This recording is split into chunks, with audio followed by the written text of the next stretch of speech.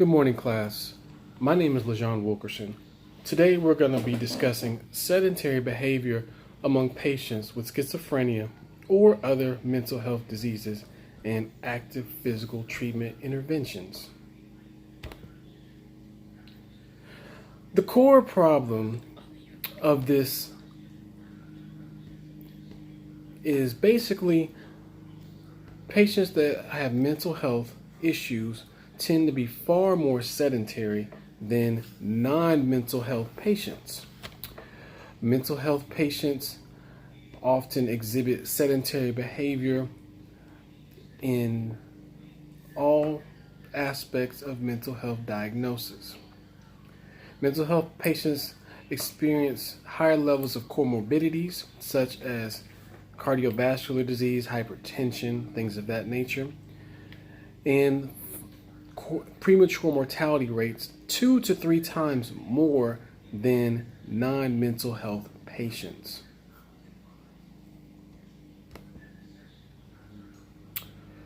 The evidence is apparent when reviewing several studies looking at populations in Europe as well as North America and South America. Studies demonstrated that people in Europe were significantly less sedentary, but still sedentary, spending 413 minutes per day than those in North America. 586 minutes per day in South America, sedentary behavior, and 555 minutes per day in Asia. People with bipolar 1 disorder exhibited 615 minutes per day, which was far more significant than major depressive disorder, which was 414 minutes per day, and schizophrenia, which exhibited 493 minutes per day. Several studies were reviewed showing the articles diagnosing mental health patients.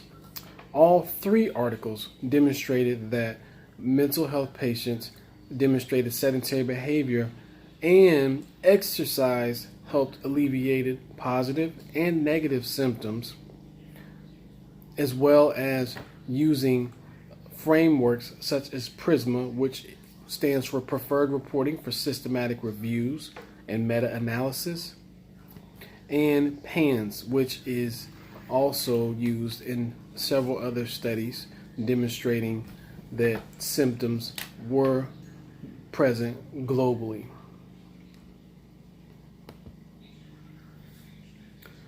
The framework that was applied to this program was PRISM. These studies. PRISM was used in study 1, which comprised of several authors: Van Camfort, Firth, et al. This study covered Europe, North America, Asia, Africa, and Oceania. The purpose of all 3 studies demonstrated how mental illness, such as bipolar and schizophrenia and major depressive disorder, all exhibit sedentary behavior. Study 2 went into detail, not only studying sedentary behavior, but demonstrated how using sedentary behavior, while experiencing sedentary behavior, implementing exercise programs such as biking, walking, yoga being the most effective, decrease symptomatic positive and negative symptoms, improve quality of life, and increase cognitive function as well. The 3rd study also demonstrated that out of 31 individuals individually reviewed, all 31 individuals exhibited improved overall general well-being, decreased anxiety, as well as decreased hallucinations.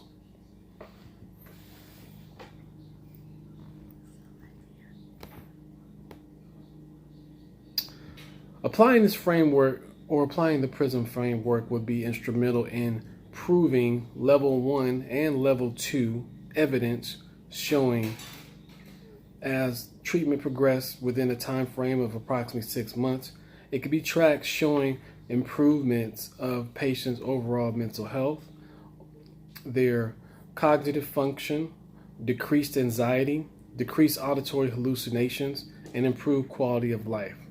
This was also cited in an article reviewed by Dewan et al. 2016.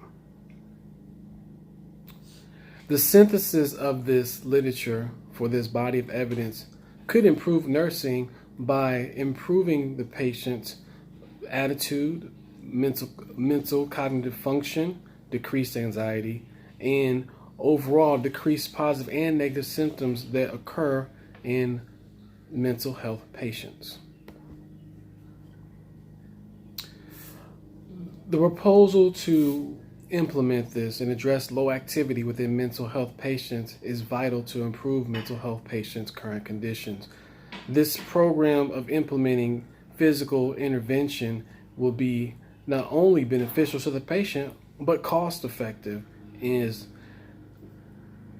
showing that you can exercise with a group of patients during activity, group therapy, 30 minutes a day. If you need to, you can break it up into sections, but this activity will be greatly beneficial, as has been documented and proven by all 3 studies.